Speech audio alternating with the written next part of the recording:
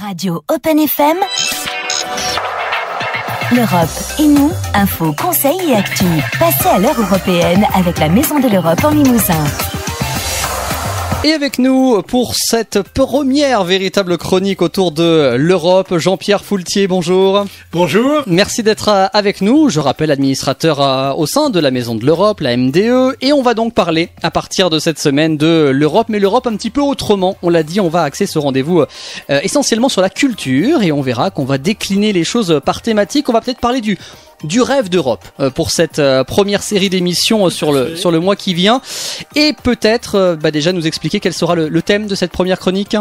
Alors, quel sujet aborder dans la première chronique culturelle de l'Europe, si ce n'est l'Europe elle-même, ou plutôt Europe, puisque nous verrons que notre vieux continent a repris le nom d'une figure de la mythologie grecque. C'est vrai que c'est tout bête, mais le mot Europe, on le connaît tous, on le prononce tous régulièrement, et on ne sait pas forcément ce qui se cache derrière. Alors d'où vient ce mot Europe ? Il semble que le nom soit apparu près de 600 ans avant notre ère, sous la plume, ou le stylet à l'époque, on ne sait pas trop comment ils écrivaient, du poète grec Hésiode.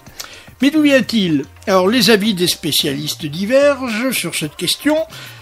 Peut-être d'un mot phénicien, Ereb, qui évoquerait le soir, et par dérivation, le couchant, donc l'Occident. Voilà, qui déjà pose les bases. Est-ce qu'il y a une autre hypothèse ? Alors, une hypothèse bien plus séduisante. Ah. Et séduisante, c'est le moins que l'on puisse dire, puisque Europe était en effet le nom d'une princesse. Ah. Et quelle princesse !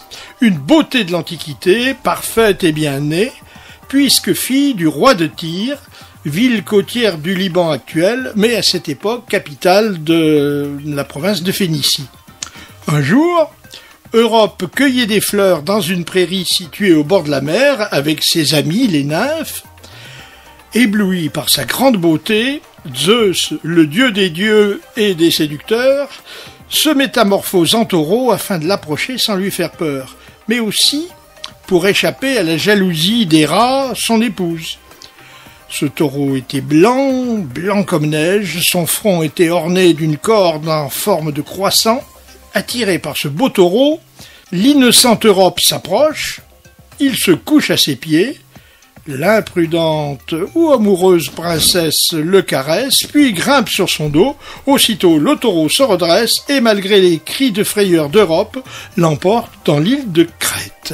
Et cette histoire, elle a d'ailleurs, je crois, un petit peu inspiré un poète. Oui, le poète André Chénier, donc poète français qui mourra peu de temps après sous la guillotine révolutionnaire et qui évoque dans ses bucoliques le désormais célèbre enlèvement d'Europe. Alors, que dit-il ?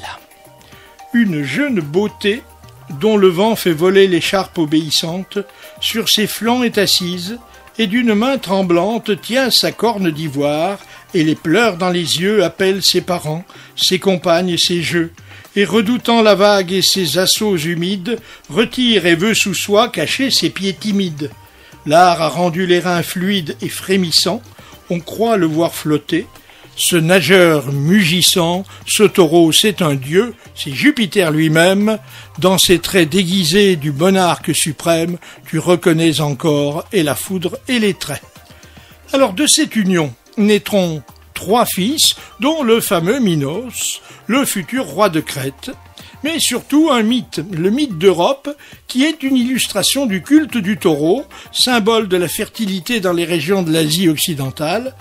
L'image du taureau sera reprise par les légendes crétoises, comme celle du Minotaure, effectivement, dont on a parlé récemment de Minos. Voilà, et on aura au moins appris qu'Europe était une princesse, voilà, qui va rendre un peu poétique la chose. Le mythe de l'enlèvement d'Europe, je crois qu'il a inspiré beaucoup d'autres artistes. Alors oui, nous avons cité le poète Chénier, mais ce sont probablement chez les peintres que l'image de la jeune vierge chevauchant le taureau a été la plus féconde.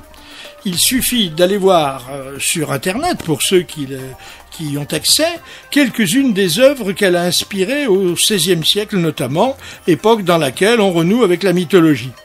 Véronèse représente les différentes phases de l'enlèvement.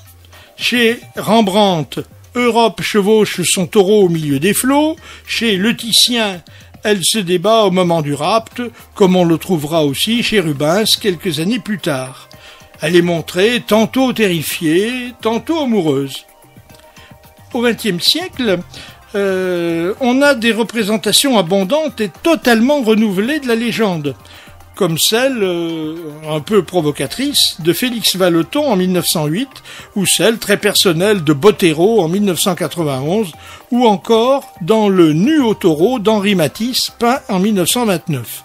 Notons, pour terminer, qu'un compositeur s'inspirera de ce fameux enlèvement. Darius Milhaud en fera un opéra minute en 1928. Comme quoi l'Europe se cache vraiment là où on ne la soupçonne pas. Mais alors pourquoi, c'est la question qu'on peut se poser pour finir, ce personnage d'Europe a donné finalement son nom au continent Europe?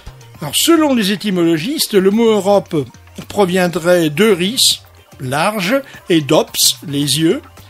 Les Grecs ont longtemps situé cette vaste terre au nord de leur péninsule. Elle était perçue comme un espace où la vue porte loin. Europe, c'était la fille aux grands yeux. Dès l'origine, c'est le continent qui voit en grand, ouvert au monde, à l'universalisme, aux découvertes majeures, décrypte le philosophe Luc Ferry, pour qui l'Europe, c'est la paix et la liberté.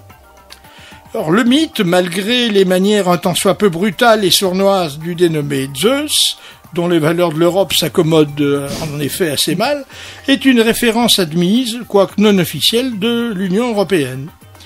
Un mythe qui a perduré pendant plus de 20 siècles et dont la culture européenne, nous l'avons vu, s'est nourrie.